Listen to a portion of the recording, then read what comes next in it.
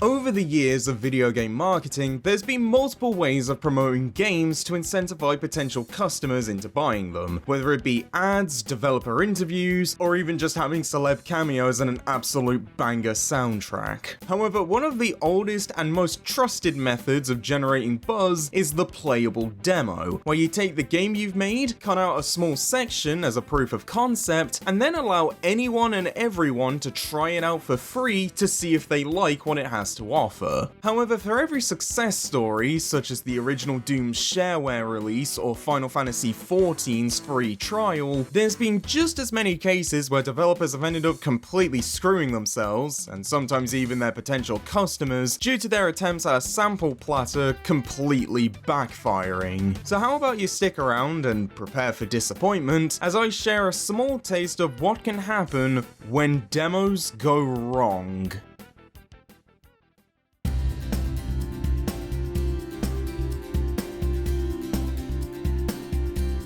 Now, the most obvious way a demo can go wrong is if instead of showcasing everything great your game has to offer, it instead acts as the perfect encapsulation of why it sucks, effectively turning it from a free advertisement into a warning to stay away, with probably the most infamous example for this coming from 2021's Balan Wonderworld, which despite the heavy mockery it ultimately got, the original announcement of the game did see a fair amount of excitement, mainly off of it being the title that would see the reunion of Yuji Naka and Naoto Oshima, two of the most recognizable names behind the creation of both Sonic the Hedgehog and Knights, who hadn't worked together since 1998's Sonic Adventure, with their new venture all being completely funded by a major publisher in Square Enix. So naturally, when a free demo for the game was released in January of 2021, which featured a handful of levels and the first boss fight, fans of the two's previous work flocked to see what they had been cooking,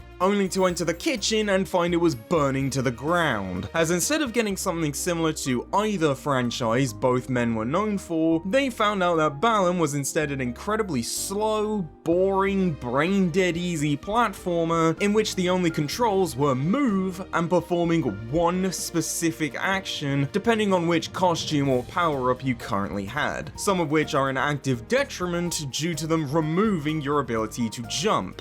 in a platformer. The reason behind this design came from the team's aspiration to feature 80 different costumes, which not only led to a lot of them being redundant due to either doing the same thing or being a worse version of another one, but resulted in the necessity of having to make the levels as bland as they are to ensure they would still be completable regardless of which costumes you entered or tried to beat the stage with, along with inspiring the decision to only have one action button in an attempt to simplify the game and avoid confusing younger players from having to memorize multiple abilities for each costume, instead of just doing the much more simple solution of not having 80 costumes or actions. The end result was that whilst the game arguably achieved its goal of keeping things simple to where anyone could play it, it was also completely unengaging due to the stripping of any kind of challenge or interesting gameplay in order to facilitate the ridiculously high number of costumes, something that was put on full frontal display within the demo. It very quickly becoming something online content creators would play out of curiosity for the sole purpose of making fun of how terrible it was, which ended up triggering a snowball effect that led to the game becoming an internet punching bag, with the final release, despite fixing some issues like the slow character movement, not only ending up as a massive bomb with low review scores and failing to hit the sales charts across multiple regions, but was widely regarded as one of the worst games of 2021.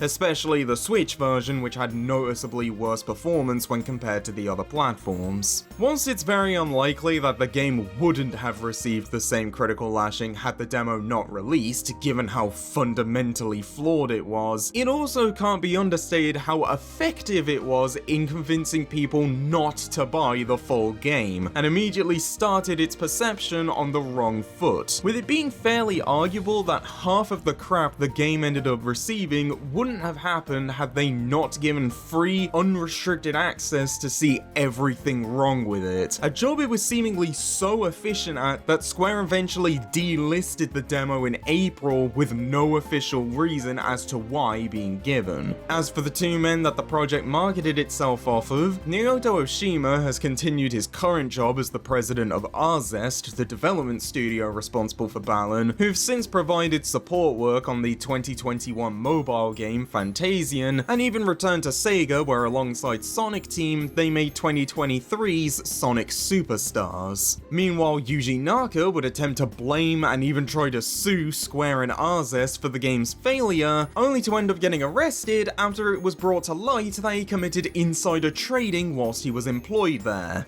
So overall, they're both on very different career paths, with the only consistency being that it seems very unlikely we'll ever see Balan or his Wonderworld ever again. Or really any game to come from Naka for that matter.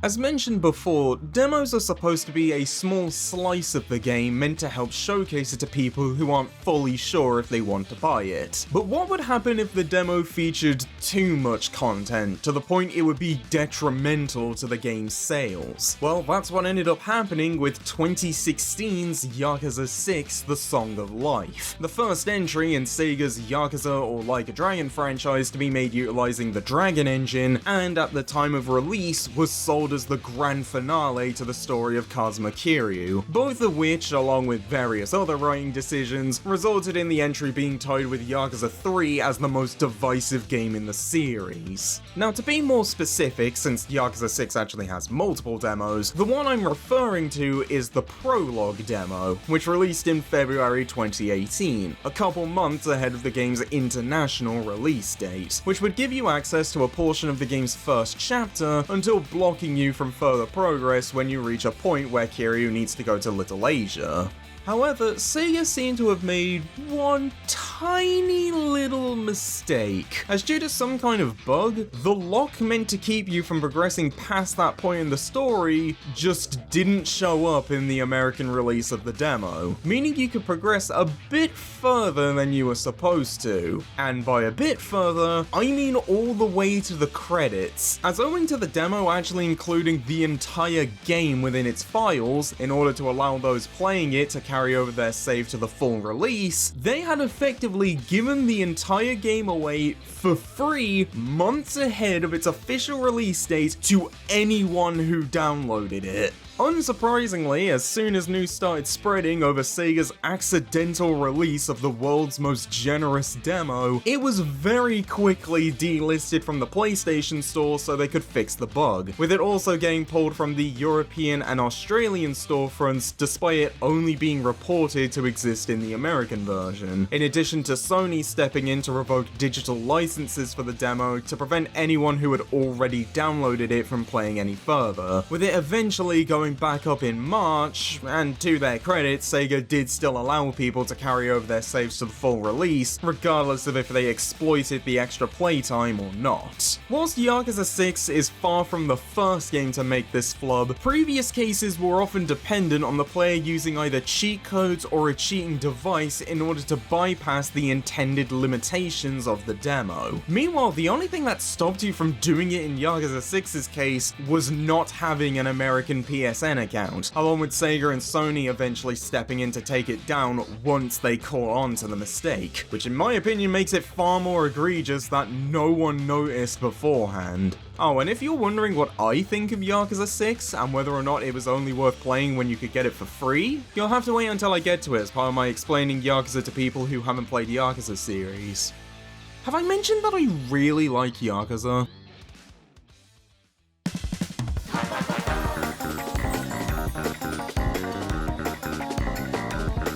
let's stick with Sega a bit longer to have a look at the inverse problem, where instead of giving away the whole game for free, the demo is instead unplayable, which is what ended up happening with Sonic Racing CrossWorlds. More specifically, a free weekend event for the game's PC release that was held from the 30th of April to 4th of May in 2026. For anyone unfamiliar, a free weekend is when a game is made free to play for a limited time, it being a fairly common practice mostly used by online games to try and bring in new players. This particular free weekend taking place around the same time as Steam's Golden Week sale, which saw the game receive a 40% discount, as well as the release of Yakuza's Goro Majima as a free DLC character. Given this setup, this should have been a very easy slam dunk to boost sales after the initial hype for the game had died down. But given this is Sega we're talking about, of course they somehow found a way to completely screw up the golden opportunity that was laid out right in front of them. As it turns out that when the time came for the free period to start, no one on the team thought they should maybe update the game's DRM or digital rights management, a piece of anti-piracy technology used to verify if a player has actually bought the game they're trying to play. The specific one used by Sega and many other large publishers being De Novo, which has garnered a rather infamous reputation due to the constant speculation of it messing with game performance from its CPU usage, and the fact that it's only a good anti-piracy tool in the short term, given most games that utilize it end up getting cracked by pirates within 3 months, some getting done as quickly as 1 day. The end result of this small oversight was new players enticed by the free weekend downloading the trial only for the DRM to kick in and prevent them from booting the game because they hadn't actually bought it, completely negating the entire point of a demo and the free weekend. Luckily, Sega did manage to get it fixed after a few hours, though not only had the news already long spread about the screw up by that point, it also further cemented people's hatred of De Novo and Sega's continued use of it, not only making for a terrible first impression, but likely caused some people to just not even bother with it even after the problem had been solved. However, regardless of how you feel about DRM, I think there is at least one thing most of us can agree on, namely that the person who was responsible for allowing this mistake to slip through at least didn't cause the biggest embarrassment to come from this game. That would go to whoever the hell wrote the lyrics for the main theme.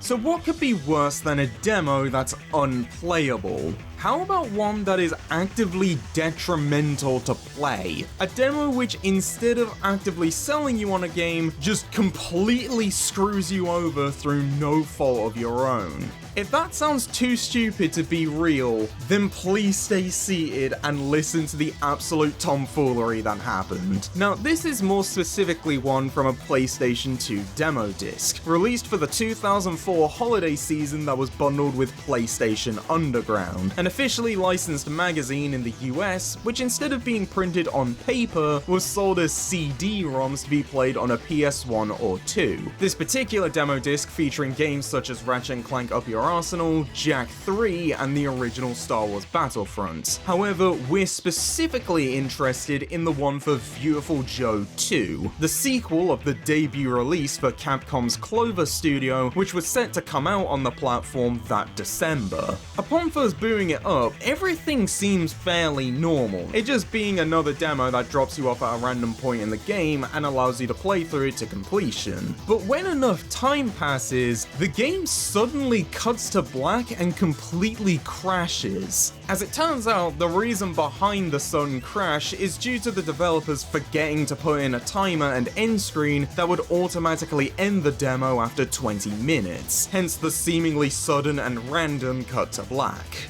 Okay, that's pretty bad that the demo just craps out due to an oversight, but where does the problem come in? As you can simply restart the console to get right back into the game or any of the other demos on the disc. Well, if you had a memory card inserted whilst you were playing, and then decided to quickly check on them after the crash, you'd go there to find it had somehow corrupted them, forcing a reformatting of the card, in turn erasing all of your save files. Every game you had played, every memory you had saved, all that progress you had accomplished across multiple titles, all gone in the blink of an eye because you dared to play a free demo. Sony would soon send out an email both apologizing for the error and advising people to not have memory cards inserted when playing the disc, with the backlash eventually getting so bad that they later felt the need to incentivize people to send their defective discs back in exchange for a free Sony published title out of a select lineup, some of which were actually relatively new releases, the specific games on offer being Athens 2004, ATV Off-Road Fury 3, Gran Turismo 3, Hot Shots Golf 4, MLB 2004, Parappa the Rapper 2, Sly 2, Band of Thieves, and Wild Arms 3. A pretty solid lineup, all things considered. Though whether any of these are good enough to make up for accidentally deleting your entire memory card, I'll let you decide. We'll end things here for now, but I hope these stories have showcased just how important a first impression can be, as any potential fixes you try to throw in after the fact can be completely undermined and ignored if the initial interaction is so negative that no one will be willing to give you a second chance. Especially if you decide to sink it further by being a dick to former work colleagues and going to prison.